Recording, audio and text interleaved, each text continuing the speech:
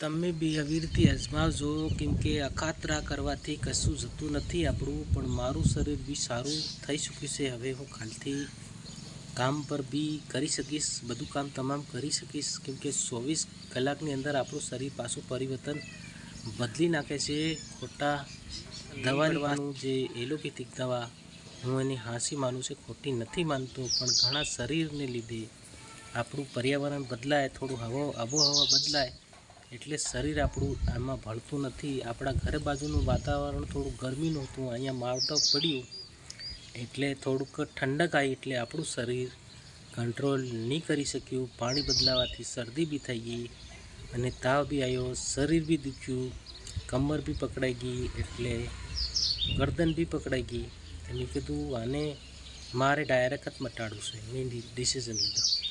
તો તમે બી આવી રીતે ડિસિઝન લેજો અને ખાતરા કરી જજો, કેમ કે રાતે મને બરોબરનો બુખાર આવ્યો એટલે એને મીઠું અને પાણી બે મિક્સ કરી તળવાની અંદર આપણે લગાવી દીધું. પછી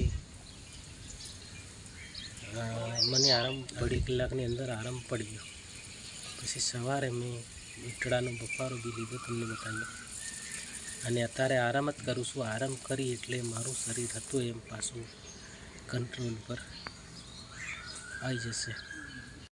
આજે મની થયું છે, કાલે તમને થાય તો મારી છે કે દવા ખોટી રીતે ઇન્જેક્શન નહીં લેતા અને ખોટી રીતે આપણે કંઈ બીજું કામ નહીં કરવાનું દોસ્તો, અને ખોટા દવાઓ લઈ અને આપણે આપણા શરીરને નથી બગાડવું. એના માટે તમને આ વિડીયો બનાવવામાં આવ્યો છે, કેમ કે આપણું શરીર જેમ પાળીએ એમ ભળી શકે છે. તમે કુદરતી રહો, કુદરતના વાતાવરણમાં આપણે ભળી શકીએ છીએ, અને એ આપણું શરીર, આપણા શરીરની અંદર બેક્ટેરિયા કંઈ રૂપે અંદર જે ખાવા જમવા બે એમાં જતા રહે, કે પછી પીવાથી જતા રહે, કંઈ બી પાણી પીએ, કંઈ ઠંડુ પીએ, તો આપણને આ મગજ આપણા શરીરની સિગ્નલ આપે છે, એટલે ઓટોમેટિક ગરમ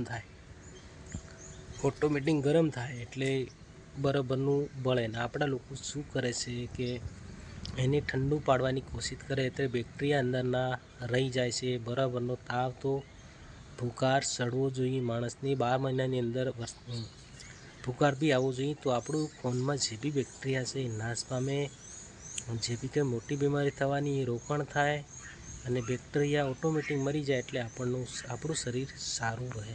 હું ઈચ્છા રાખું છું વધારે ઓડિયન્સને શેર કરજો, લાઈક કરજો, કમેન્ટ કરજો, સબસ્ક્રાઈબ બી કરજો, અને આગળ કમેન્ટમાં બી જરૂર લખજો કે તમે ખરેખર મેં આનું અજમાવી અને સારું થવાની કોશિશ કરી. તમે બી એક શેરથી કોઈક માણસનું ભલું થતું હોય તો તમારા શેર કરવાથી કશું જતું નથી. લાઈક બી કરજો, સબસ્ક્રાઈબ બી કરજો. નમસ્કાર, જય હિન્દ, જય ભારત, જય આદિવાસી, જય જોહાર.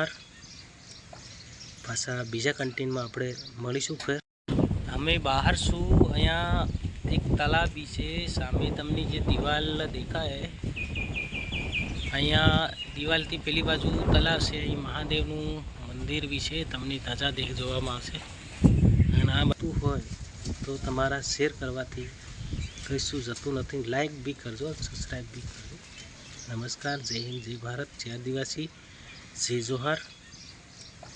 પાછા બીજા કન્ટેન્ટમાં આપણે મળીશું. ફેર અમે બહાર છું, અહીંયા તલાવ છે સામે, તમને જે દિવાલ દેખાય, અહીંયા દિવાલથી પેલી બાજુ તલાવ છે, અહીં મહાદેવનું મંદિર બી છે, તમને તાજા જોવામાં આવશે. અને આ બાજુ નવી બાલવાડી બી બને છે. આ બાજુ કૂવાનું જે બોર ખરો ને એ છે, અને આ બાજુ જૂની વાવ છે, જે 70 કેટલી મોટી છે, જૂના જમાનાની, જે એક નાઇટમાં ભણેલું એમ કે છે. એટલે આ વાવ છે, બહુ ઊંડી વાવ છે, એમાં હું નથી જઈ શકતો, એટલે વિડીયો મેં નથી બનાવ્યો. તમને ખાલી બતાવવાની કોશિશ કરું છું, તો જોતા રહેજો લાસ્ટ તક.